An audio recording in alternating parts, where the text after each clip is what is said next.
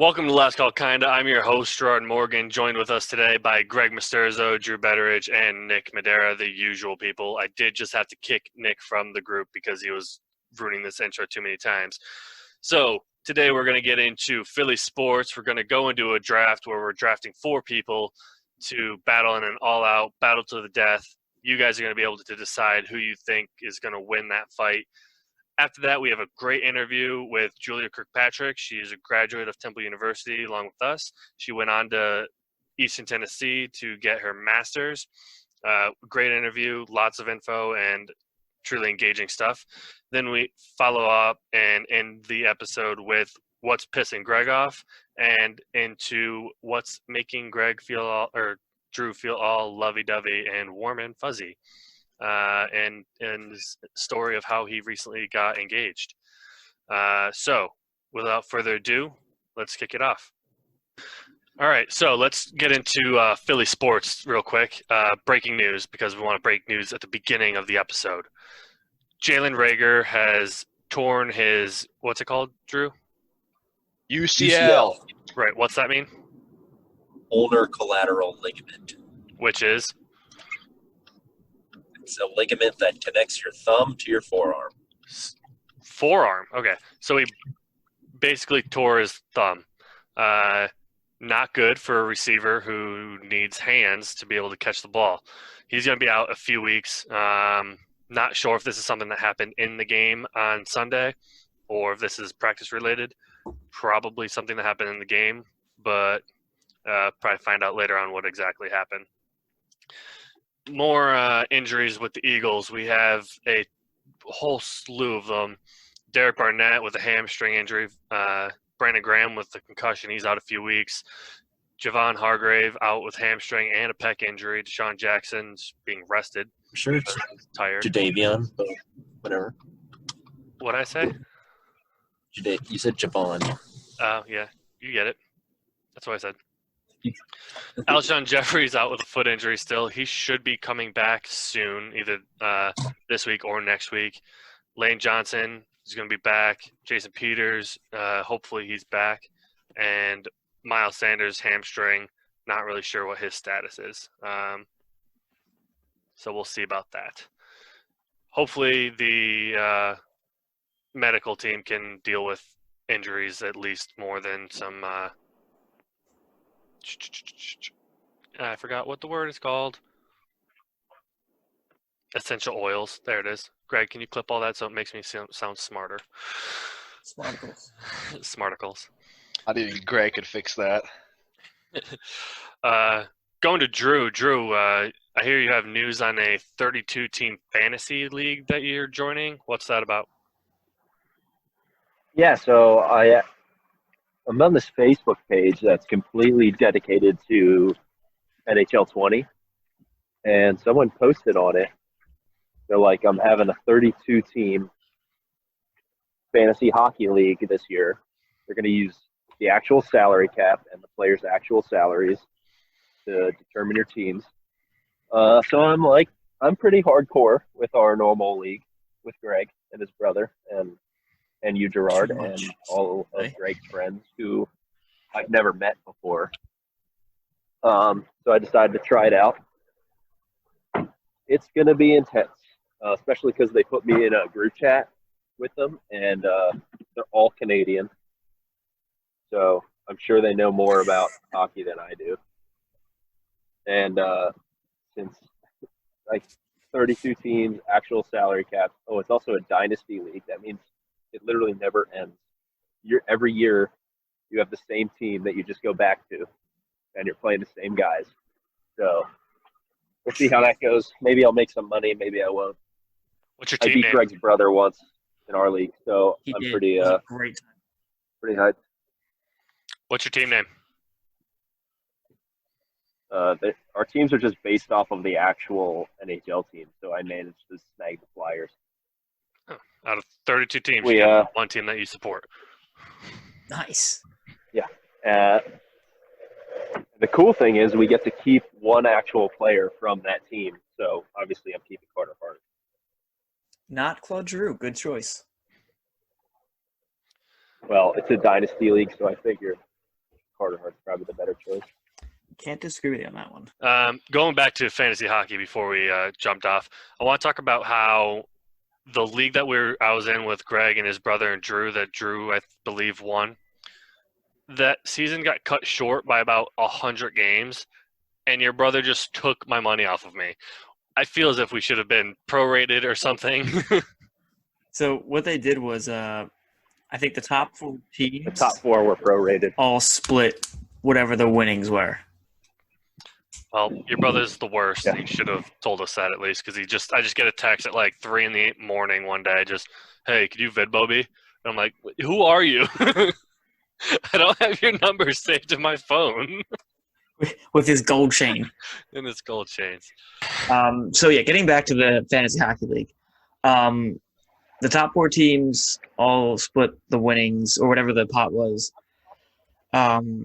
My brother then started the group chat 2 months, 3 months, whatever. But no, it's a while after now. About next season, and then text me on the side saying, "Greg, I didn't add your other friend in there, the one that always rags on me too." And he was talking about Gerard. 2, as in So- also. Right. Also, yeah. So once we get a definitive answer on what's going on with the season, I will let you know, because it's literally the most useless group chat ever. So he just chose not to add me, even though he realized that he didn't add me. I think it's because something about you and I think you're still an Android, right? We're Yeah. Androids, and he didn't want another Android in the chat. Cause, Yeah, we like to think for ourselves. Yeah, I mean, that's how I feel. Yeah, so I'll text you on the side and update you on all that stuff, because I have there's some changes, It's like I have a secretary. essentially. I mean, I got to edit stuff. Why not? Drew, you want to talk about the Phillies? How terrible they are? Well, they've been sucking pretty hard. Apparently, Bryce has a back injury, which he's been keeping a secret. I think. So I have the predicted playoff setup right now pulled up. And And- how are they looking? They're currently out of a playoff spot, and the Marlins are in a spot. They're in what would be the Philly spot right now. I don't know how wild card works in MLB, but right now the Marlins, if they were to win 3 of their final 5 games, they'd qualify. They currently have a 1.5 game lead over the Phillies. The wild card goes to the best team in each league. So the playoff spot gets clinched by the leader of each division, being like NL East, NL Central. And then the wild card goes to the leader of the National League and the American League, Oh, okay. outside of those team leads. Right.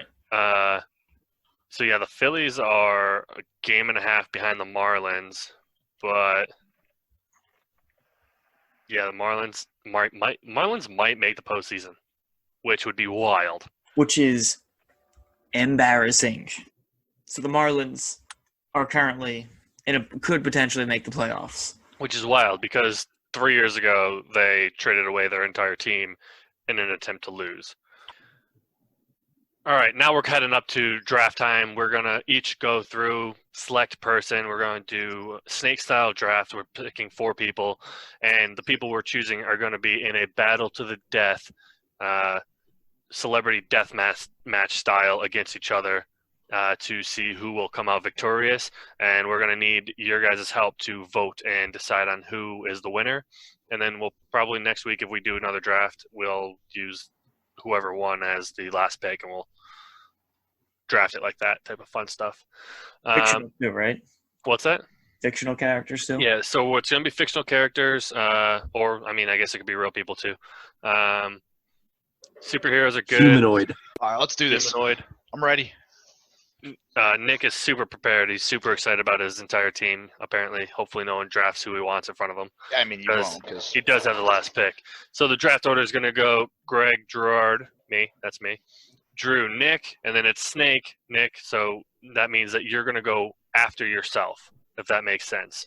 yeah, so I'm basically the best spot in the house. Some would say. And then it's going to go Drew, Gerard, that's me again, Greg, and then Greg's going to go again. People always fuck it up when we do snake drafts. So we're going to probably do that again.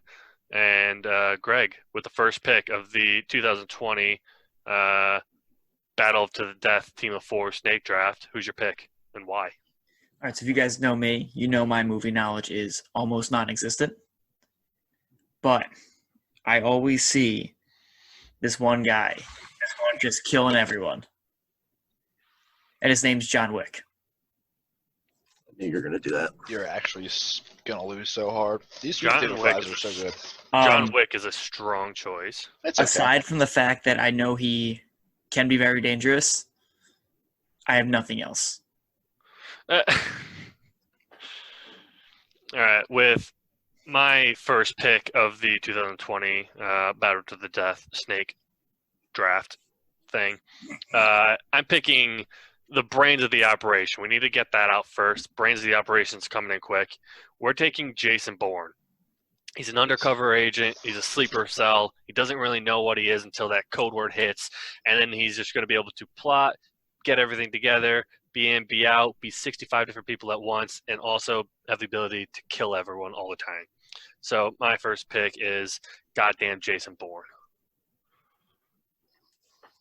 Strong. So we got John Wick and Jason Bourne off the board right now. Yep. Yes. That in itself is an intense fight.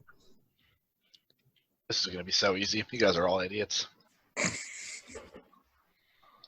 Okay, well, I am gonna flip the script and get away from the trained assassins, who are basically gimmies. And I think I'm gonna steal a character out of Nick's playbook because I know he wants him on his team. Uh-oh. I'm gonna go with Avatar Aang. What? The sleeper cell with the first pick. Well, technically third pick. You get it. I'm not And Nick- thrilled. and Nick I'm really not knows thrilled. Mike I'm as an actually pick. not. Making sure Nick does not have that. We'd love to see it. All right, Nick, for your first pick. Now that Drew took your what was gonna be your first pick, let's hear it. Nick's scrambling. Yeah. I'm gonna go with Avatar Korra. Ooh, Hell yeah. The not as good Not- Avatar. Wow. you're not gonna be able to control her, dude. Some may say doesn't she's care better than about Aang. Who? And I'm gonna go again because of Snake, and I'm gonna pick Gordon Ramsay. What's up, dude? Gordon Ramsay. provides Never know the when a fuel. motherfucker's gonna be hungry. Provides the fuel. Provides the fuel and the mental damage. He's gonna be mental warfare. Oh, for sure. He's gonna grab Jason Wick, put 2 pieces of bread on his face, and go, "You're an idiot sandwich." And he, Jason Wick? What'd I say? You said Jason Wick. That too. You get it. Yeah, we Jason Wick. just lost both of our guys. we just lost. Damn it. All right. Drew, you're up. Okay. I think for my second pick, I'm gonna go with the Hamburglar. The Hamburglar. The Hamburglar. Does he have any From confirmed McDonald's. kills? He will. Yeah, he When does. you, I don't. when you fuck around and find out. For those of you You don't mess watching with on the hamburger. YouTube, you're not watching on YouTube. Let's be real. I don't know how to spell Hamburglar. Are we not talking about Andrew Hammond? Who? So there was a Ottawa Senators goalie back in like 2014 that carried them like to a playoff run, and they nicknamed him the Hamburglar because his last name was Hammond, and they would throw McDonald's burgers on the ice. Oh, like the Nashville team throws the catfish. Yeah, except this was like for one Okay. specific person. I'm gonna give you his bio. The Hamburglar Okay. is a McDonald Land character who is featured in many McDonald's commercials. He is a close friend of Ronald McDonald, Grimace, and Birdie. Even though he has always attempted and failed to hoard the hamburgers in Ronald McDonald's, he has always been looked up to as a valued member of the McDonald community. So Dig it. basically, he's my morale character. I dig it. I dig it. Good pick. All right. my next pick, it's gonna. Can I select two that kind of combine to be one? Explain. Like So the Ice Twins in Super Smash Brothers. basically Ice the same Climbers? exact thing. Yeah, Ice climbers? yeah, like the ice climbers. Ice Yeah. Climbers. Like, is that cool with you guys? Yeah. Fine. All I'm They taking. just can't separate in the fight. All right, Sure. fine. All right, I am taking Walker and Texas Ranger Bobby Ooh. from Ooh. Talladega Nights. The kids. They're gonna come at you with a spider monkey, all hopped up on Mountain Dew. The two of them tag teaming each other, like they're just gonna be going in. They're gonna be One's gonna be going high, tag one's going teaming low. each other. They're gonna be in there. They're gonna be all over the place. Jason Bourne has a lot to take control of here, but that's why I picked him as the brains number one because he needs to be able to Wait, wrangle so you're saying Walker and Texas you're Ranger. saying these two kids are gonna be tag teaming each other. No, yes, no. Hell yeah, they are. Yeah, brother. Out here in Alabama. Interesting pick. Not Rancher, Ranger. All right, Greg, back to you. All right. So I'm taking just brutal slugging. Talking like a Texas beatdown. Because I'm taking Stone Cold Steve Austin. My God, there's Austin's music. The The glass just broke that's behind me not- when I made that pick. I heard the glass break behind you, actually. Just going to leave it as Stone Cold. He might – you don't think he'll be blacked out by the time the fight starts? I think that's when he's at his best. Just hammering down brewskis the whole fight? Well, Gerard, you watched it when you were a kid. Do you not remember him coming in and saving WWE from ECW with just a pool cue? Yeah, absolutely. Or Yeah. WCW, whatever it was? You don't have to tell me about Stone Cold. Like, God, I invented the holiday 3/16. March 16th is my favorite day of the year. My Twitter is on fire on 3/16. Just Is that when you lost your nonstop. virginity? That was 3/11, I think. But it led right into it, right? So it was just absolutely phenomenal. The 3/16 is great. Love it. Love the pick. Stone Cold Steve Austin with the 1/8 pick of the battle to the death. And we got to hope that The Rock pops up somewhere at some point in time just so we can get Stunnered and sell it like, he just flies 17 feet after he gets hit with it. Which would hopefully happen, yeah. I mean, it has to. It wouldn't be a stunner to The Rock. No. All right, so my next pick. We got Jason Bourne. My pick?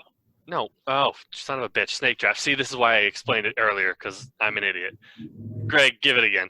All right, so I'm going to go with the muscle of the team. And I'm picking him solely because of his hair. Thor. Thor. Ooh. Thor, From son the of comics or from the movies? Thor, Odin's son. Yes. It's like, you have to What are we answer the talking question, because that makes a big difference. Comics or movies?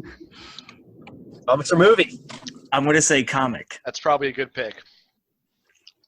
Thor from the comics. All right, because the Thor from the comics is much more badass than the Thor from the movies. Yeah, we're going comics. Thor knew from that. the movies, though, is a lot funnier, though. He also had a beer belly at one point. Yeah, but Thor from the comics is more like a actual like dumb Viking. Like he doesn't understand like modern human things. Neither does Greg, so it works out perfectly. Caveman with He's right. fucking superpowers. All right. Next pick. I'm going with Greg here with my third pick is going to be the muscle. And I don't know anyone who has quite as big muscles as this guy, and he has the hair to top it off. Give me Johnny Bravo.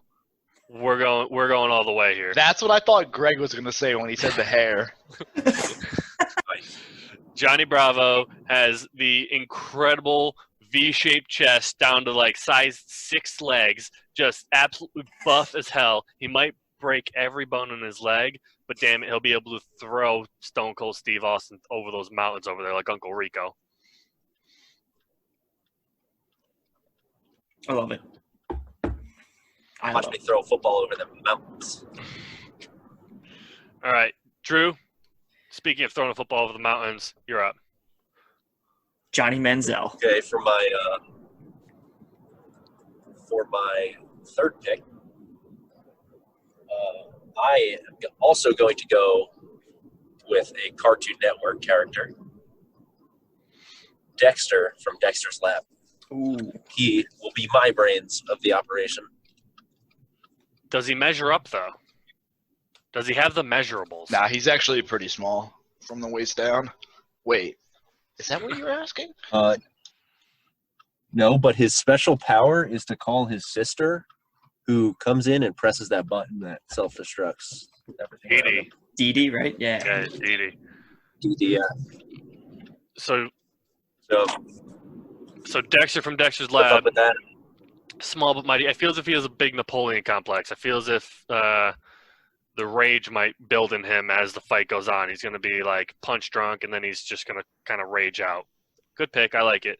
He also he can only speak one French word. And what's that? You know what it is. Omelette du fromage. Omelette du fromage. Oh, beautiful. Never seen that show. What a fucking idiot. All right. All right. Since I'm pretty sure I've already won at this point, I'll also follow the brains of the operation, and I'm going to go with Kris Jenner. Kris Jenner. Oh, yeah. This Is is that so what Nice. easy. Is that what This they What's that? This is literally the easiest Wait, are fight of my life. you topping? Does he like transform, or are we talking like Olympian Kris Jenner? Kris Or- Jenner is the it Kris Jenner mom. the mom? Take it first there.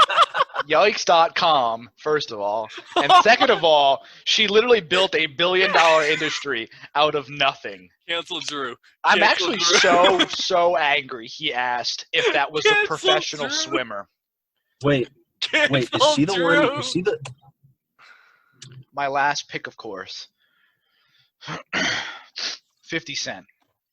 Oh, you going for stamina? Because if I lose, at least I'll have half a dollar. You're an idiot. I love it though. I thought you were going with like he got shot 9 times and lived, so like he's No. unbeatable. Nope. Didn't even know that. How do you not know that? His I don't give one a damn. line is been hit with a couple shells, but I don't walk with a limp. I might. Never heard that song in my life. Yes, you did. Stop lying. Never once. Maybe my 7th grade dance where I was Was twerking on my Connor's Spanish teacher. mixtape? Remember the CD Connor made for the IBC?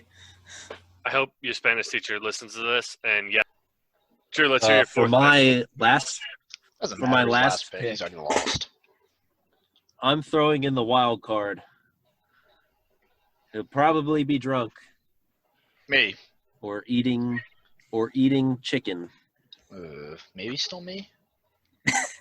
You did one Nick correct. Madara. Oh my Yes. god.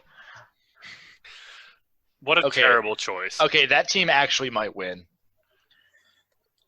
Did you take into account how small Nick's calves were? Because I don't think they'll be able to stand up for a full fight. I Is think it- Dexter will fix that.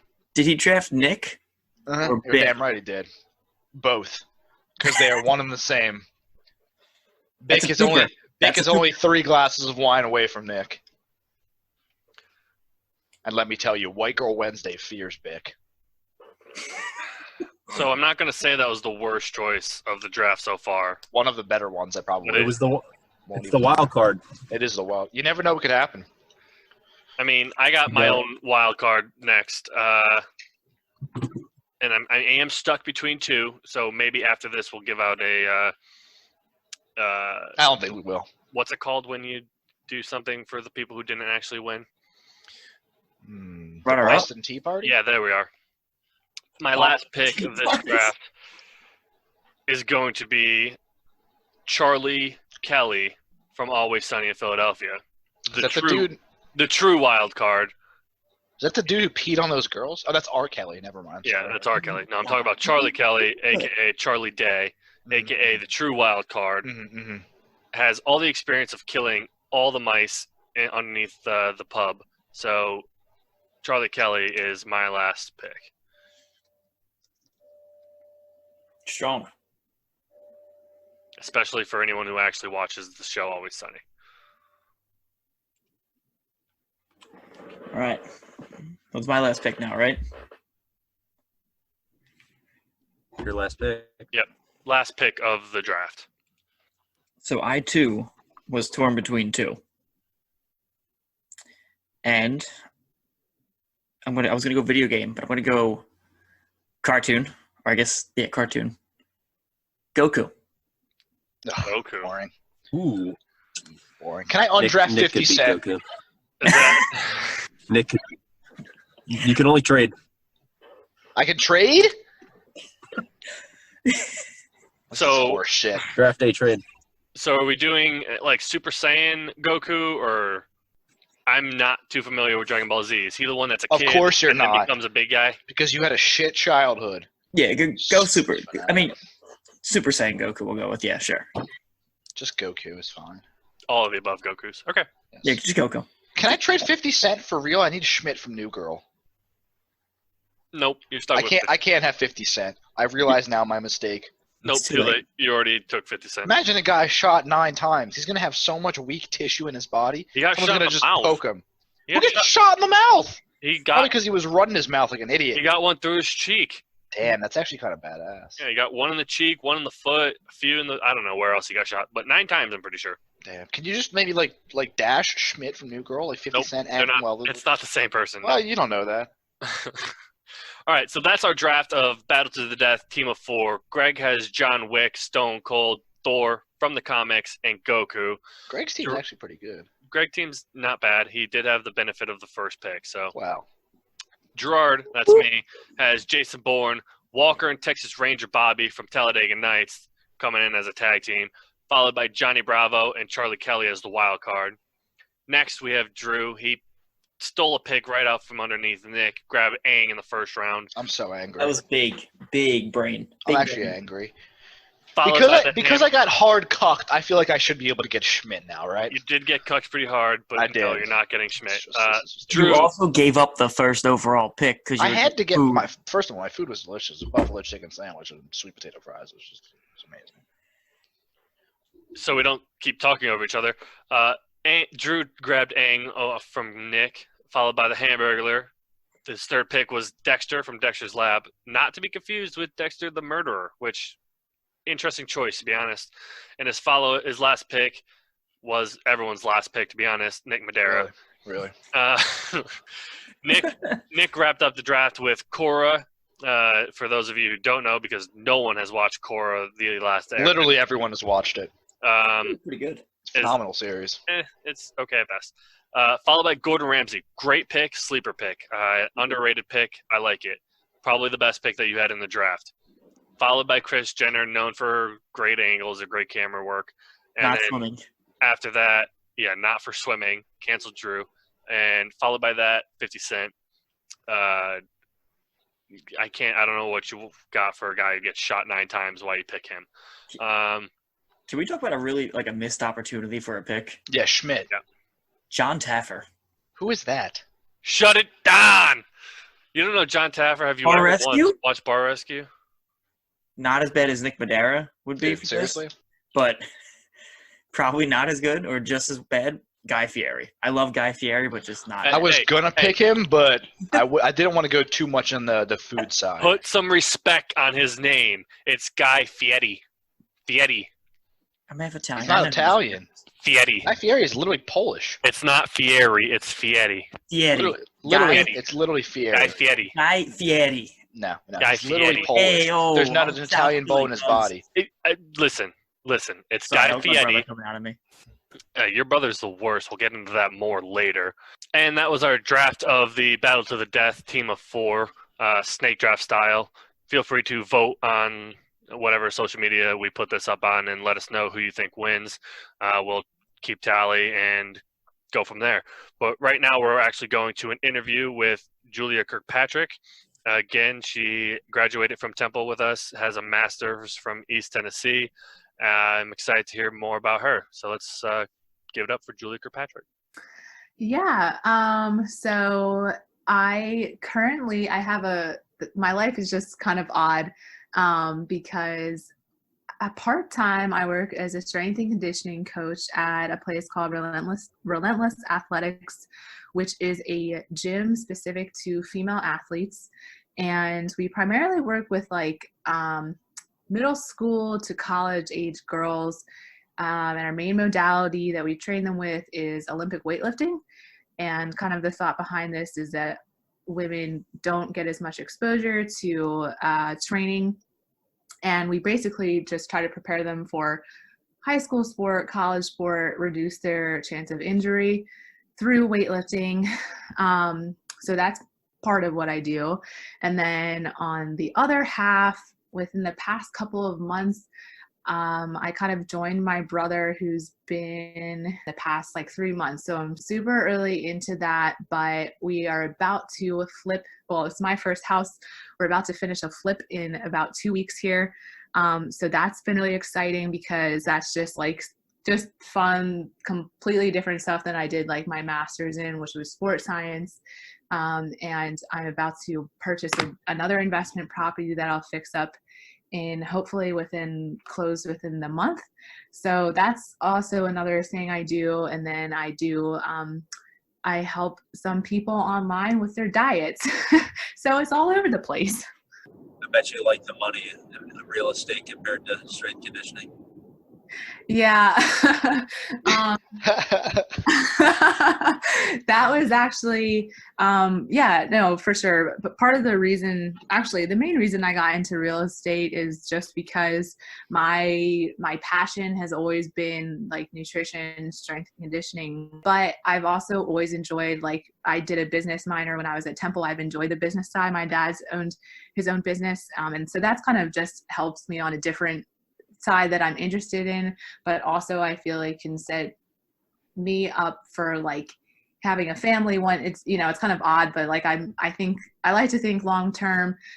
Real estate I kind of see as something as I can set this up now, so later if I want to have a family, I don't have to work like the coaching hours that I would, but could still support my family. Because I love S&C, but like as everyone knows, it's not like you're making six figures and you don't have like the best hours ever. You can say that again. I know what that feels like. Yeah. And it's funny because I did like the two, like when I was at Temple, I had always been like, I want to be a college strength coach, and probably like everyone else, I went on Google, read some forums, watched some YouTube videos. I'm like, yep, that's it. That's my career. Yeah. Yeah. In my first internship, so I'm like, I don't think I'm going to do this anymore. Watching some Elliot Hulse, and then suddenly you're slammed into a 65-hour work week, and you're like, dude, I haven't eaten in 3 days, and I'm supposed to be teaching athletes how to squat. Right, and then it's just like, wait, do I have enough money to pay my rent? Coach, I'm gonna be sleeping in the bunk bed in the athletic room, like the AT room or anything. Yeah, it's tough out there, but that is cool actually. I did want to touch on what your impact is on, women, especially younger women, having like kind of an authority figure in the weight room. And I know a lot of girls kind of grow up with that, I don't want to say conservative mindset, but they're not really told, like they're not really pushed in the gym, or they're not really showed anything in the gym. They're not told to train. What's it like, or how do you feel you impact like the younger generation of females, or the younger generation of athletes? What's it like having a majority of women under your belt, like, and seen as like an authority figure? It is absolutely amazing. And it was kind of interesting because when I first started, I had immediately told my boss that I had a few concerns, and one was being like working in an all-female gym, because historically I'm like, that just sounds like a recipe for disaster. Like there's gonna be no balance, everyone's gonna be catty. And because like I grew up doing gymnastics, so I've been in like all female environments, that was like my life for 10 years, and it was just very dramatic.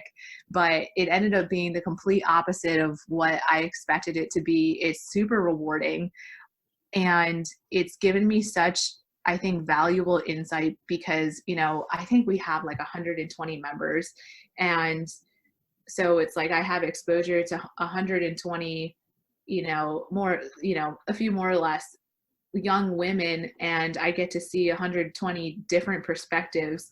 And some are like, they come in and they're like, let's be a badass, let's lift weights, this is super cool. Others are, I've had girls who can't even make eye contact with you for like a month because they're that shy, they're that insecure, they're just very uncomfortable with themselves. But it's cool to see that weightlifting is kind of like what brings everyone together. And you know, eventually you see them over time and they're just like each of like your little kids, and you watch them hit different like just progressions, like PRs on the platform. But like it's so much more than lifting weights. It's just like you see them make leaps and bounds in how they view themselves, their attitudes towards weightlifting. They obviously see it pay off in their sport, and it's something that like you know, I'm excited to do every single day. If I'm having a bad day, they cheer me up, and it's one of the most rewarding jobs. I mean, it's the most rewarding job I've ever had. So regardless of if I get paid $1, $100 an hour, it's something that like I will always want to keep in my life because it's just super cool. And I don't think a lot of other people, I think it's just a unique opportunity because there's not that many gyms where it's like a safe space for women. And I'm not like this like huge pro feminist. It's just that I've like, and you know, it wasn't typical for me because I was in gymnastics, and so weightlifting kind of came naturally, but I can see for a lot of women it just doesn't, and they need a place where they feel comfortable to kind of develop in that area. So I mean, I could go on forever, but it's just amazing. When you're in an all-female gym, like you're saying, is there a way that you engage them when they do feel shy and uncomfortable going into the weight room, or do you just kind of hope that they find their own way? Or what are some tips and tricks for that? Yeah, it is interesting because so yeah, when they're super shy, it's kind of funny because they usually come off just being super mean, and you're like, why are you being so mean to me? I'm helping you do everything, but it's just like their defense mechanism. And it's kind of interesting because you do like just normal things you would do with anyone, regardless if they were a female athlete or not. Joke around, ask them questions. But I also find that like the environment itself kind of like takes care of that, because like when you come in on their first day, the girls sign the board that everyone signs when they come in. And you kind of can just reassure them and be like, hey, every single person came in here and never knew how to lift a weight, and they signed that board, and they were in the same shoes you are. And so like when they see all the other girls lifting on the platform, they know that like, okay, there's a light at the end of the tunnel, and they can see that. So for me, it's just like my job is to just hopefully I want to make them smile at least once during their first session. I want to make them laugh, and then set them up for success in the weight room in terms of like, I'm not going to push them too hard. Make them feel like they've got a win, and then by the end of the first day, usually they're like completely bought in. And you know, an interesting difference I saw between the collegiate setting and like the private sector with working with a younger population is that the barrier to have them buy in is so much lower because they're so much more impressionable at that age. By the time you get into college, it's like you spend 4 months trying to like win these college athletes over, and then like maybe they like you, versus like with the young girls, it's just like you can just show them a good time and then they're like, I love it, and want to come back. And so that's also been really cool. Do you struggle? I won't say struggle, but do you find it hard where women might think that they might worry more about the aesthetic or physique parts of lifting weights as opposed to like you being in strength conditioning, and kind of like the main focus is more on performance instead of like quote unquote looking good? Do you struggle with that dynamic? Yes, I think interestingly enough, I thought it was going to be more of like an issue, but generally most of the girls don't that I've found um are more focused on performance more than anything, which is super cool because that makes like our job easy because it's just the whole thing is just difficult because a lot of times that more stems from like a psychological self-esteem like side that's can be difficult to work with. But what's helped with that is that we also our facility does like semi-private training, we do team training, we also do nutrition. So if we have someone who's struggling particularly on that end, then usually we'll direct them into sitting down and going through like a nutrition consultation. And then that's kind of like a mentoring program we have where it's not like, okay, we're going to count our macros and start weighing food, but it's more of like building in healthy habits and like kind of explaining the science and the why behind how to fuel your body and why that's important. Also, these girls are like athletes and are not bodybuilders or powerlifters. So I think that also helps. That makes it easy because it's not like they're not building a ton of mass as like powerlifters, bodybuilders, weightlifters would. So that's kind of just the direction that we take it. But and like I had mentioned before, we definitely have a handful of girls that are just, I feel like the main issue is more that they're just generally not confident in their abilities and themselves. More than that, and the aesthetic part plays a part, but some of these women are just like not confident in any sense of the word. So I don't know if that answers the question. I like before I was That definitely does. Before I left work today, I was like, hey guys, so I'm going home. I got to record a podcast. And I was like, does anyone have any tips? I don't know how to tell if I've talked too long. Like, should I time myself? You guys have done podcasts. Nah, you're doing great. Talk too much. Yeah, we all don't know how to do that either. Yeah, we all just fucking talk over each other for 30 minutes. But to tie into that, do you find yourself kind of becoming like a pseudo sports psychologist or kind of like a life coach to some of these girls? Because I imagine at that age, it's almost entirely psychological, like the benefits that they're getting. Obviously, they're getting, stronger, faster, whatever relates to their sport, but a lot of it is probably psychological benefits. And do you feel like you've kind of taken over as like a mentor or a life coach and not necessarily just a strength coach or just a performance coach? Oh yeah.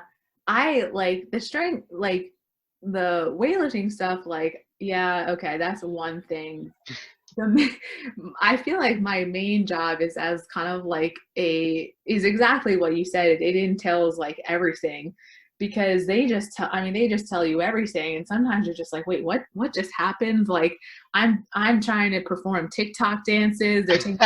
I'm like, wait, what did my job wait. You're like doing group psychology sessions at this point. And now they're just like, Jules, like, dude, they're like, I'm gonna throw it up to you, and I'm like, wait, what does that mean? I'm supposed to catch I have no idea what's going on. So first it shows how this is like the first time I'm like, damn, I think I'm kind of getting old because I don't know they're talking about. Yeah, you're a boomer now. Yeah, the generational gap is monstrous. Yes, you're like 2 decades older than some of these girls probably. Oh my gosh, there was like there was one moment where I was like, oh my gosh, 2 decades. Transferred into the old category. But yeah, no, like I said, I think it's just like the place to come after school, and it's like they can lift weights, but they can have a good time. They come with their friends. It's a hangout, and it's a place to kind of just like blow off steam and talk about problems or just do whatever. And so I think that is why it's actually so rewarding, because it's not just strength training. And I mean, I love strength training, but it's just like, I feel like I get to play so much more of a bigger part.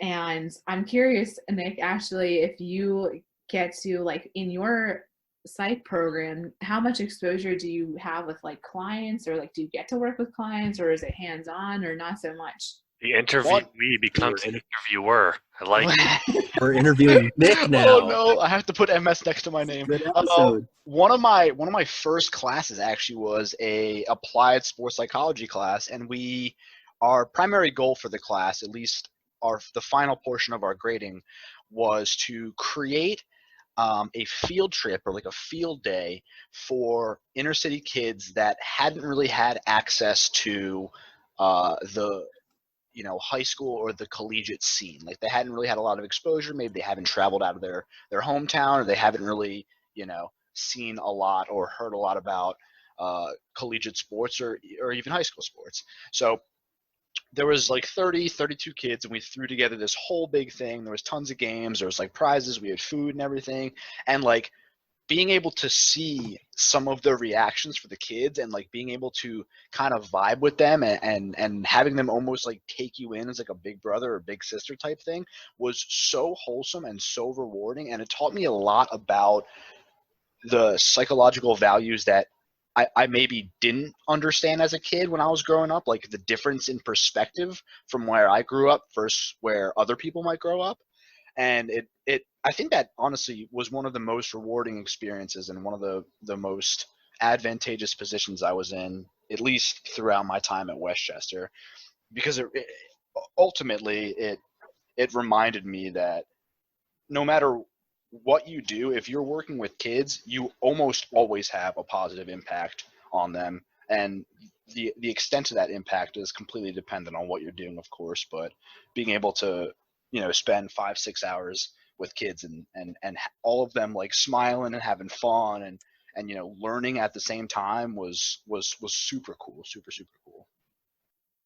Yeah, no, that sounds amazing. And I think that one thing I didn't even really realize until I was like a while into this job is like I kind of had a memory back to when I was their age and so like I had mentioned, like I did gymnastics, and we had the coaches were like, to me they were like older but they were like early 20s, but I was so young at that stage, and I was like, oh, like these older girls are so cool. I would like watch everything that they did. I just wanted to hang out.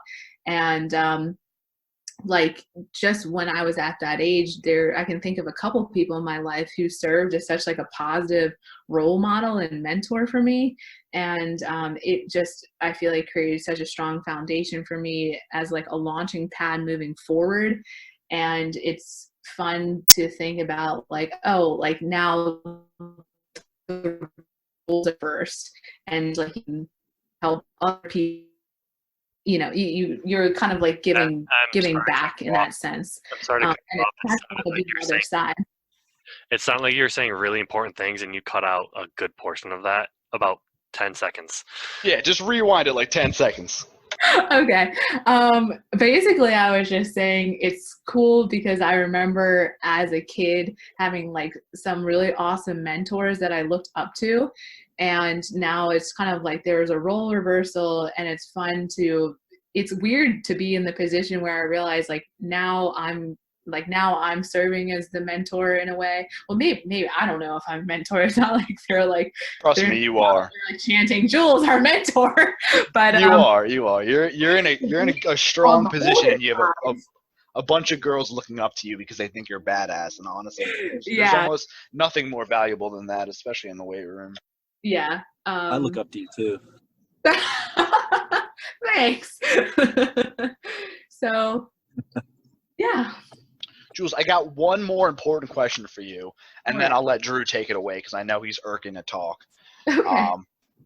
I try to send this to all my friends, all my female friends, right? And I still get questions. And I've left this era, right? I am no longer Nick Madara CPT. I do not personal train anymore. I do not tell you how to get abs. If you want to get a strong ass, I'm like, do some squats, do some lunges.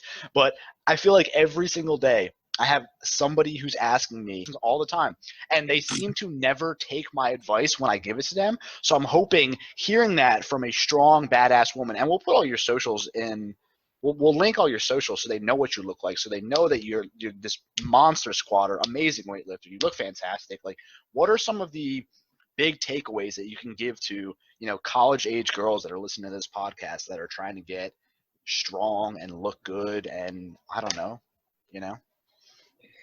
Well, I feel like I should start out with what initially comes to mind, and that is what you need to do is to shrink yourself back down, crawl back inside your mother's womb, rewind, and choose different parents. All right, let's not get into the psychogenetics of this discussion. Let's just give them like a few hot tips. Kidding. Because first of all, you're gonna have all the girls looking at this like, oh, okay, I didn't pick the right parents, and then they're gonna start drinking wine, and they're gonna end up eating cheese. And just kidding. Ladies, don't worry. I'm adopted. I don't even know who my real parents are, and I've made it out okay.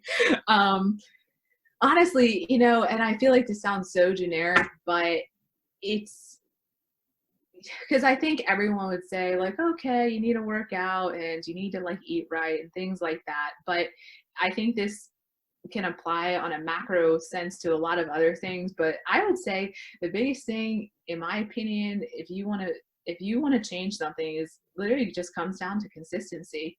There's not going to be the one best exercise. There's not going to be the one best program. There's a lot of things that can help you move in the right direction. But I think more importantly, it comes down to saying, okay, I'm willing to make some life changes, habit changes.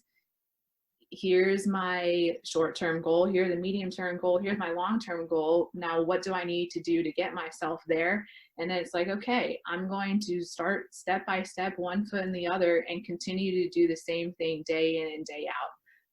Because you can get pretty good at a lot of different things, regardless of genetics, your parents, whatever, if you're consistent in working towards a goal. And that can be fitness related, growing your ass, getting your squat up, looking better. But it can also apply to, you hate your job and you want to pursue something else.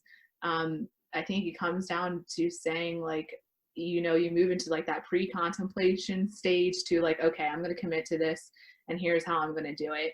And I think that a lot of people like miss their goals because they go for a little bit and then fall off the wagon and don't get back on. Everyone's going to fall off the wagon, but find yourself a support system, find people who want to see you succeed, which sounds ridiculous because it's like, well, why wouldn't my friends want to see you succeed?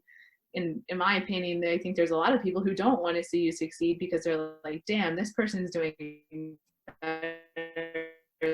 So my sign are be and find yourself a true, strong support system. And that's it. That's all I have to say. Cool. So because you were gracious enough to give us some of your Thursday night, I want to try and get you out in a respectable amount of time. So if you just want to kind of end off on what you think your goals are, what you see your goals are 5-10 years down the road. And then I also have a question about Drew hates shrugs and has been on the record of hating shrugs, and I want your opinion on shrugs. I hate them. I hate shrugs too. I've never. Yes, bro, you are literally Traposaurus Rex. How can you hate shrugs? Oh gosh, I actually, the last time I tried doing shrugs, I actually pulled my trap. I injured my trap.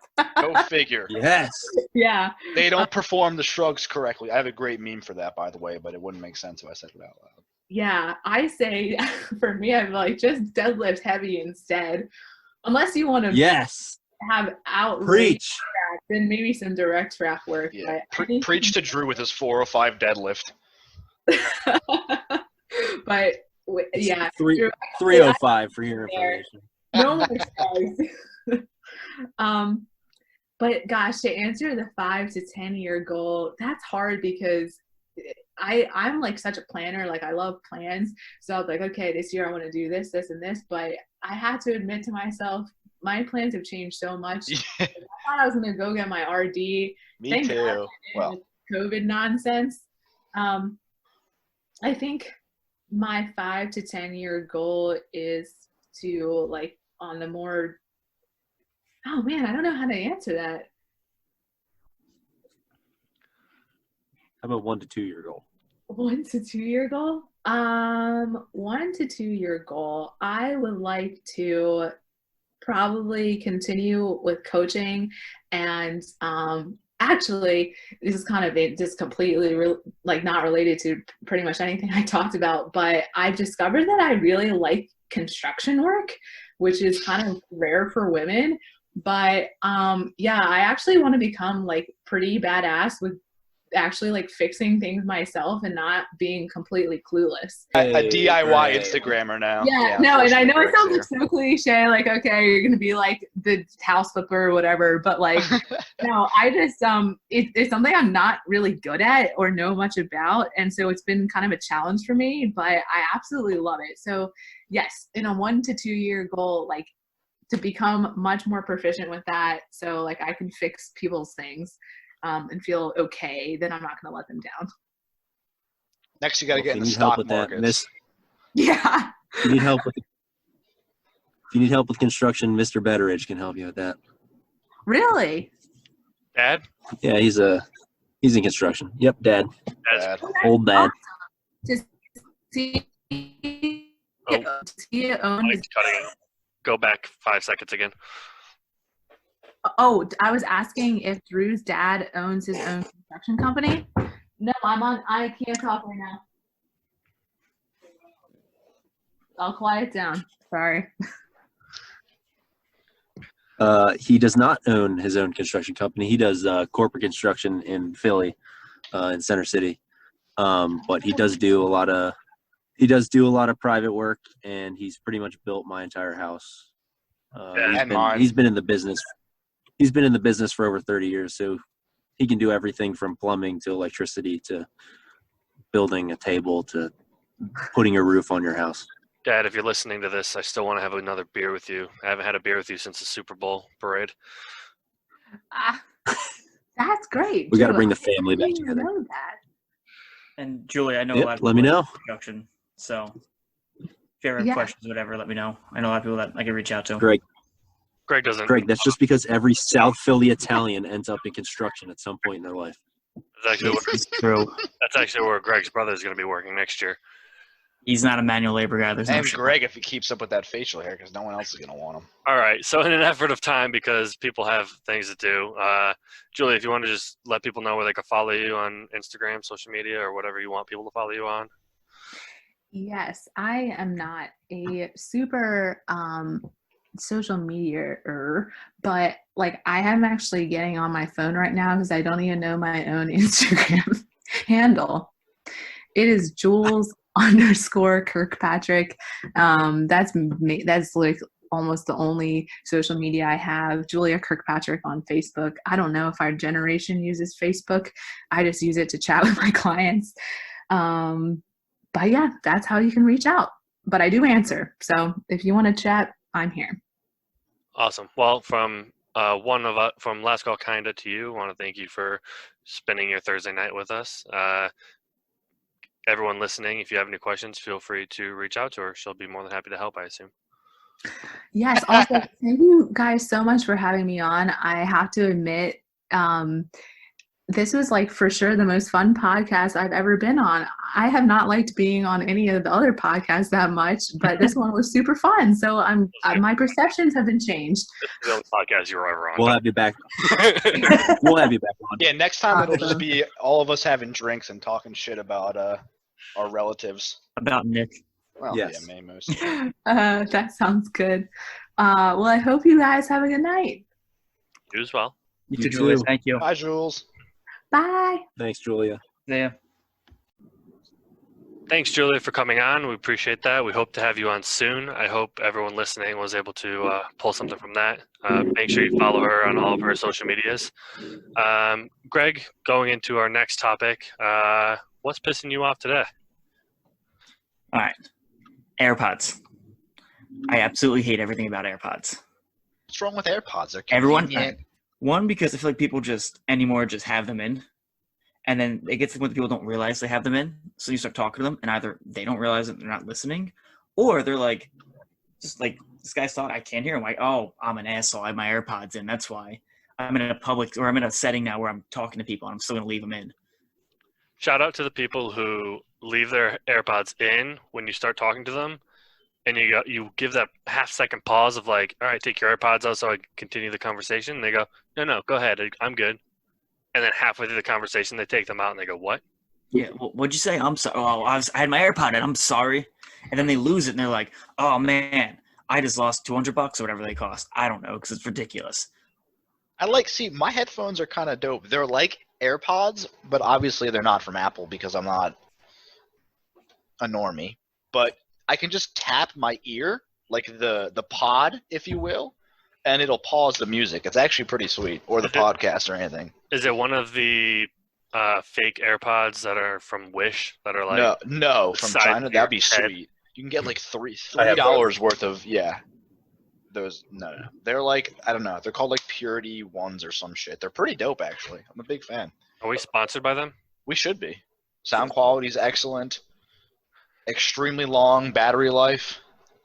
Shall I go on? No, this is a segment of things Greg hates, not things Nick likes. And my other issue is people just lose the cases. And like I joked with one of the guys I worked with at the gym that was in administrative, and we were talking about people would lose like 2 to 4 of these a week at like just one of the gyms. Like we were joking, like we'll buy stock in like AirPod cases because people have to lose them, and if they don't claim them, they're gonna buy them. Just get new ones or whatever it is. Like I just feel like the whole like idea behind it just pisses me off. It's like they're in there, you can't see because they're so small, so people don't even know you have them in sometimes. So it's convenient to leave in so that we can get away with it. And then you go to talk to someone, and then you're ignoring either half the conversation, or like Gerard said, halfway through you're like, "Oh, what'd you say? Sorry, I had my AirPods in." After you hinted, "Hey, take your AirPods out. Don't be an asshole." I love when the Stooges, they start selling the connectors to connect the AirPods around your neck. So they made the wireless headphones wired. Yeah. That was a big brain invention, by the way. And the Apple Stooges, the Apple fan club, bought in and started buying them. It's because that's not big brain. That's not big brain. The reason it's big brain is because anybody who buys an Apple product has the attention span of a literal rodent. So they will gobble up anything. It's the same phone rebranded, like 13. How many fucking iPhones are there? There's like 13 iPhones. They just gobble it up. They're like, oh my God, wireless headphones attached to a wire? Oh my God. Mind blown. Like, these people would have not survived in the 1990s. You know, what's pissing Greg off is also what's pissing Nick off right now. I like it. Go ahead, Drew.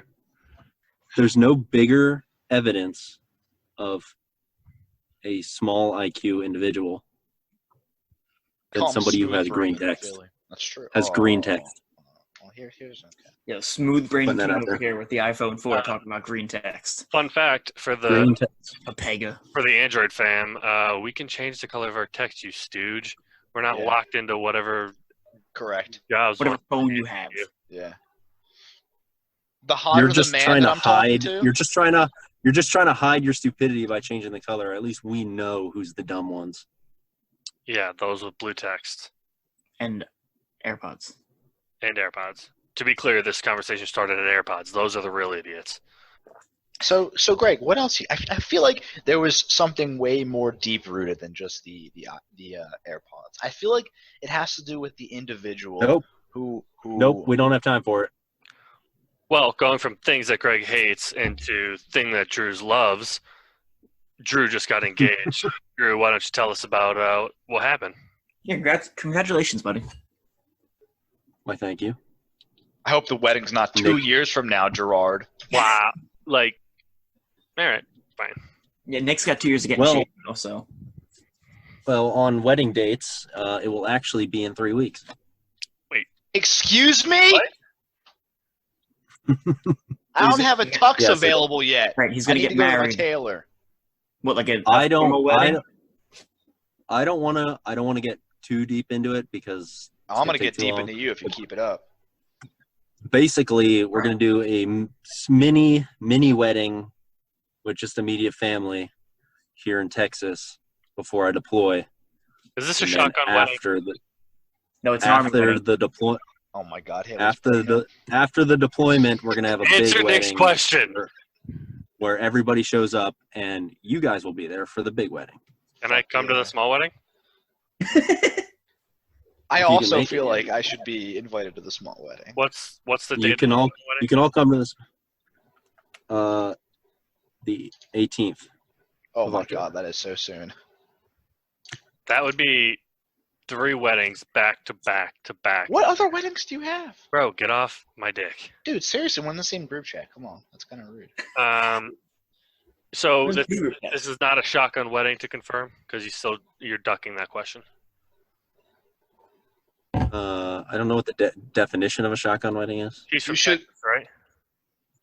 You take a Yeah. shotgun out and you shoot it in the air, and then Sure. you say, I thought a shotgun wedding is like somebody you just met and then you marry them. Yeah, you marry them for a reason though. Because they are growing a Oh, human no. inside of them. Like Nick said, yeah. By the way, you better make that happen fast because she's going to realize that you're Well- from the military and leave you so fast. Jody. My So God. so there's the thing. Of course, we're gonna get married anyway, so we want to do it. But as far as the military goes, they don't. Your spouse doesn't exist unless you're married. So "Oh yeah, Got so we need to get married so that the Army can acknowledge her existence. So where are you getting deployed to this time? Where are you going on vacation to? Germany first, and then back to Poland. Nice vacation in Germany, then traveling to Poland. Nice. Third time's the charm. To flex on Russia again or throw back to lack? It's tough to say. Yep. Bigger flex this time. Bigger flex. You guys just like bring tanks to the line or something and just go like what? I can't fathom like what actually happens when there's not a real war going on. When the military is just like, all right, fuck it, 100,000 people, send them, and you guys just like go there and like play Yahtzee with each other or what? Like, it's a flex off." They talked about this last episode. We just play pretend war with each other, just so that all the Russian drones can fly around and watch us do it and deter them. Wait, you guys are doing it? And the Russians are watching? that's on YouTube. Oh yeah, Russians. I've definitely Russians are seen definitely that. watching. I've definitely seen that somewhere. All right. Russians are definitely watching. On the note of Russia watching us. Before we close out. Oh, okay. Wait, Seriously, Greg? I didn't even Seriously, get to the Seriously? engagement story. Seriously. We should leave that for next time. We should just cut all this. Cut all the last 30 minutes. The only thing we're talking about is here's what we do. We cut every single thing that we said for the last 30 minutes, and you ask Greg what he hates, and he says AirPods, and that's the end of the episode. There's not even there's no more talking after that. There's no elaboration. He's just, Greg, what do you hate today? Well, guys, I really don't like air. Cut it.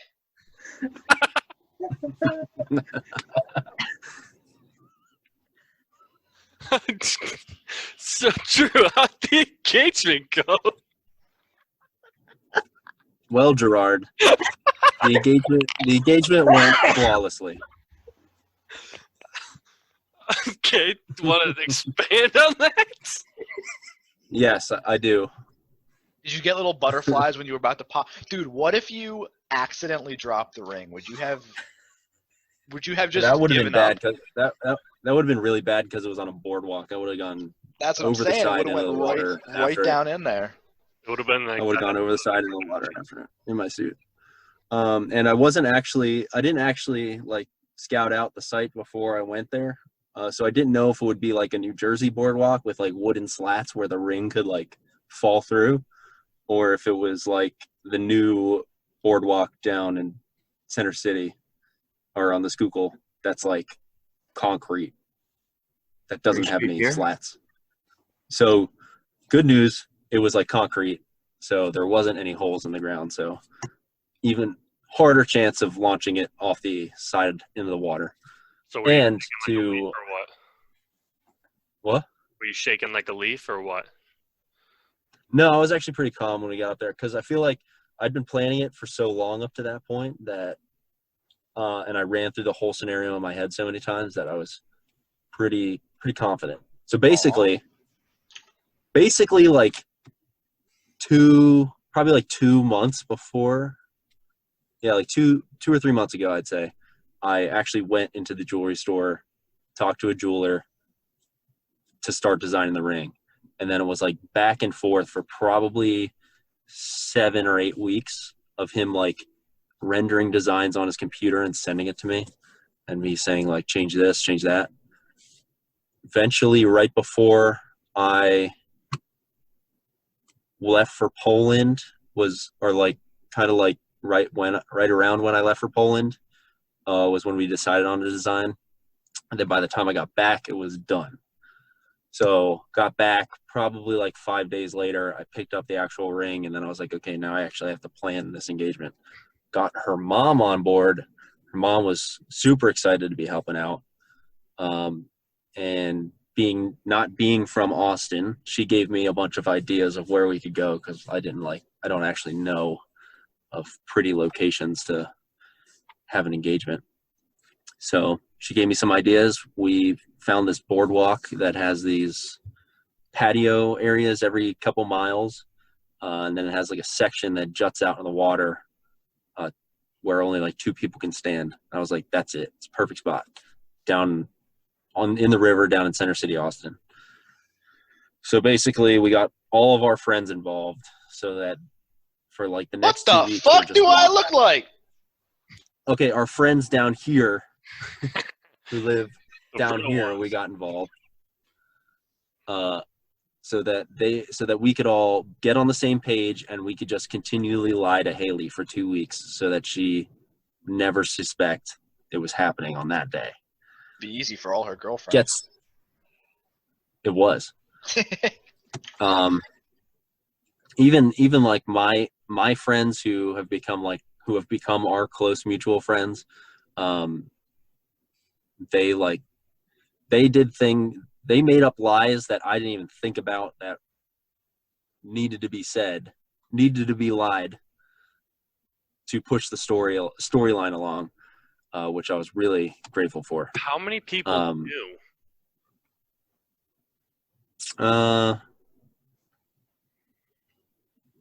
Probably like 14. Jesus, bro. When this right here, the people listening can't see me pointing to my engagement. That's pretty elaborate. That's an engagement picture of Gerard and Amanda. 3 people knew, and I thought that was 2 people too many. I knew. Let the record show that there were 3 pictures on the wall. Yeah. I took one of those. I took the other one. Okay. Did you really? 14 people. Well, Haley's a very proactive person, so she's always looking to do something, like spend her time doing something. So I needed to make sure I covered every person that she might contact to do something on that day, and make sure they were also subsequently invited to the engagement. Because anybody she would be contacting would be her close friends who deserve to be at the engagement anyway. So what are we, choplifter? Make a group. Yeah, I'll go fuck myself. You're just not down here. Bro, if you invited me, I might have probably wouldn't have. I could have. Would have hopped on a plane to Texas. I know people in Austin. Flights are like $59 now, You especially to Texas. Connor no one likes is working Texas. in Texas now. Yeah, it's true. But Connor's like 2.5 hours away. It's a drive. He'll go. We're 14 hours away when we drove. But like 2.5 by plane. Maybe longer, actually. I don't know. Even less if it's a private jet. I know a guy. And you know we got that last call kind of money right there. I know a guy. Well, speaking of hopping on a plane and coming down, my parents who weren't supposed to come down actually did a hop on a plane. And the Friday the day before it happened, they just like sent me a selfie. They're like, "We're here," and I was like, "Oh my god!" The surprise. I was at work. Surprised. Yeah, and that's they were actually planning on just like being at the location of the engagement on the day to like double surprise Inception, surprise me, surprising her, surprising both of us. But they decided to tell me because they didn't want to take away from the engagement. Like they didn't want to shift the attention to them instead of. Can you imagine? Which was nice. You're about to get down on one knee, and you turn and look, and there's Dad staring at you, and you're like, "Oh, Oh, Dad. Oh, will you? Son, Will we you proud of marry? you. We thought it'd be a man this whole time. I mean, Haley, will you marry? Dad, will you marry me, Haley? Dad. Whole lot of Well, that. that's pretty much what it went like for Haley. Walked her down walked her down the boardwalk. All of our friends we were all dressed up because I had told her this is one of the lies our friends made up that I didn't think about. Our friends lied to her about they said that they were going to dinner with a different couple, like a fancy place that they had to get dressed up for. They told that to us Friday the day before so that Haley would know that that's what they were doing. And then Saturday morning, they text us. They're like, the couple we're supposed to go with bailed. Will you guys go with us? And I talked to Haley, like, we should go. So we decided to go. I was like, yes, that locked us in. Now we have an excuse to dress up because she thinks we're going to a fancy dinner. This is so smooth. And we're by the going way. down. We're going downtown. So I try to play off the rest of the day just like a normal day. Go to lacrosse practice in the morning, come back. We go get breakfast at a diner like we usually do. I went and got my oil changed. Then we just came back. Oh, no, I think we got groceries also after that. And then we came back and we just chilled until it was time for us to start getting ready. I was just trying to play it off like it was a normal Saturday. And we were just going to go to dinner like after chilling all day. So drive down to Austin. I'm like, hey, there's this boardwalk next to the restaurant. So ahead of time, another one of the lies, we planned a fake restaurant that we would tell her we were going to that was close to the boardwalk so that we had an excuse to go out onto the boardwalk and like check it out real quick before going to dinner. So that's what I said to her. I was like, hey, there's this boardwalk here. Can we go check it out? I want to see what it's like. It's right next to the restaurant. We can go a little early, walk out on the boardwalk, and then we can walk back and go to dinner. So we park illegally in an apartment complex right next to the boardwalk. Important to note it was illegal. And it was a good, some amount of luck happened there too, because I didn't know it was an apartment complex. I just saw it was a parking lot on Google Maps, and we get to the left turn and I'm like, shoot, it's like a gated parking lot to an apartment complex. Like I'm in the middle of my left turn, and then a car comes up and like activates a sensor so the gate opens. I'm like, sick, we're in. So we get into the parking lot, park, walk out on the boardwalk a little bit. We're kind of like in this tree area, so you can't see the water. So I'm like, let's go this way. I think I saw like a patio area we can stand under over here. Walking down the boardwalk, all of our friends and family are at that point at the patio area where it juts out into the water, and they all have their backs to us so that while we're walking down, Haley can't tell who's actually there. And there were a bunch of other people on the boardwalk itself, so it didn't look like out of place that there were other people standing there. We're walking down, get to the patio area, and I'm like, let's turn to the right, let's go this way. She turns to the right, everybody turns around at the same time. Her mom cues the music, Frank Sinatra, obviously. There's nothing Right at that point where I'm eventually gonna bring her to and get down on a knee, her mom set up all these little battery-powered lights, kind of like Christmas lights, on the railing, put rose petals on the ground, little plants and flowers. I didn't know what it was going to look like, honestly. She just said she was going to decorate it, and I just need to be ready for it. And it was perfect. It was perfect. Like, better than I could have imagined. It's a good thing I didn't, like, come up with the design of the decorations, because I would not have done that. I mean, I think we all knew that. Yes. So we turn, Haley sees everybody. She immediately starts to cry. Everybody's laughing, but trying to be quiet at the same time because the music's playing, and they don't want to like scream and yell, make a big deal, because I'm kind of like leading her to the point where I'm going to get on my knee. My buddy Mike Moles, shout out Mike Moles. He's got my ring. I gave it to him a week before to hold. Damn. And I'm like, you bro, good friends with him. Yeah, it's a lot of I love. was like, bro. Well, this goes to the not dropping the ring part. Not only did I want to give him the honor of holding the ring for me, but also I didn't trust myself to hide the ring in my house all week, and also like hide it in my pocket without her noticing, like a Sock. ring case or something. Sock. That's what I went. So I give it to Mike. Mike has the forethought to take the ring out of the box and just hand me the ring itself, which good on him for thinking that, because that prevented even more fumbling with the ring, which potentially could have launched it over the edge of the boardwalk. Get the ring from Mike, dab him up for a nice picture, because I had a photographer there too. Get the ring, lead her out onto the point of the boardwalk, hold her hands in my hands, get down on one knee, say my speech, get down on one knee. Bada bing, bada boom. Will you marry me? Yes. Ring on finger. Almost didn't fit, but we forced it on there and it worked. And bam, I'm engaged. Wait, she said yes? Seriously? God bless. Yeah, After all that, she said yes. With all that, she said All yes. that, that's a better reason to say yes. Well, to end off the engagement story, I just want to shout out to my fiance, Haley.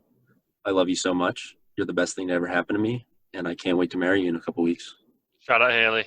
Shout out Haley We love Haley. and Drew. And Congratulations. Did you just say the best thing that's ever happened to you? We literally Frenched in a bar in Temple. True. Come on. That's Haley- true. Bet Haley didn't know that. Now she No, does. she does. Oh, okay. I was like, She knew. all right, everybody. That's last call, kind of. Wait, hold that thought. Oh my God. Quick shout out Not to your to brother. our Lord and Savior, Nick Foles' amazing comeback on Sunday as Carson Wentz Big. continues to just. It's not even his fault at this point, but the team just sucks. Didn't we just like The tie or team something? is so bad. The They whole team is tied. so bad. Whole team. They tied, but that's How do you even They tie tied. in football? That's a Like you topic just for play next week. further. Just play more. What do you mean tie? They don't. There's not even They an don't audience to pay- boo them or anything. Oh no, they got the guy inserting booze, and it's great. Oh, that's of course. Batman doesn't want to pay for the extra TV time, so they just end the tie. They just end the game in a bless. tie if they can't win it overtime. Did you say Bettman? Bullshit. Batman. Not Bettman. But Goodell. Dell, Roger. You know, they're the same person. They're twins. They're Bettman's clones, but Bettman's they a gave- much better they gave- human being than they Goodell. gave them different names. Same, but different. All right, Gerard, take it away. They're all. Everyone, thank you for joining us. That we are last call, kind of. I want to truly appreciate all of our listeners. Make sure to follow us on social media. Greg's putting up clips maybe once a week, max. Don't expect a lot from him. He's editing our videos, and we don't know how to do it. Make sure you tell your friends. If you hated it, don't tell your friends. Just pretend we don't exist. If you liked it, tell your friends. Feel free to reach out to us on Twitter. Let us know. Twitter, Instagram, whatever our social media is. Let us know how we feel about our drafts. Tell us who you think is going to win in an all-out fist fight. Battle to the death. Doesn't have to be fists. Anything else I'm forgetting? You follow us on YouTube at Last Call, kinda. The podcast gets posted there as well. On top of that, it's also found on almost any podcast platform, including Apple Music, obviously on Spotify, a few other podcast sites as well. If you listen to this podcast on anything other than Spotify, I'm gonna judge. Careful what you say here. I'm gonna judge you a little bit, but I probably listen to it on Apple Podcast. because you're a stooge.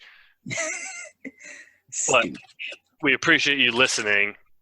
I'm just shocked that more people aren't listening on Spotify is all. That's fair. But that's last call, kinda. I'm Gerard. We got Nick. We got Greg. We got Drew. Now engaged. See us next week, where we are going to be talking about Would You Rathers. Little teaser. Would You Rathers coming next week. Hopefully, if we can get our lives together and schedule a time to record. All right. Well, I realized after I told my story, I only shouted out Mike Moles for helping out, making the engagement go smoothly and perfectly. So I wanted to shout out everybody else that helped out. Shout out to Brandon Grady for coming and supporting us. Shout out to Mike Moles' wife, Jackie Moles, who helped with sufficiently lying to Haley to allow the night to go perfectly. Shout out to Maya for taking amazing photos that everybody has loved so far. Shout out to Darylyn and Billy for coming in to support us. Shout out to Haley's best friends and my new friends, Ashley, Annika, Carissa, and Jordan, who couldn't be there, but we wish you could have. And shout out to my parents. Thank you so much for showing up. It was such a surprise the day before. I'm so glad that you could be there for that special day for us. And shout out to Haley's mom and her soon-to-be stepfather, Jeff, for coming, helping me plan the whole event, getting to the site early and decorating it, and making sure the whole thing was perfect for me and Haley, and made the whole night go absolutely smoothly, flawlessly, and perfectly. So shout out to everybody who's there, supported us. Shout out to the rest of my friends and family who couldn't be there and were just straight up didn't know about it, but are giving us their best wishes for the rest of our lives. So thank you.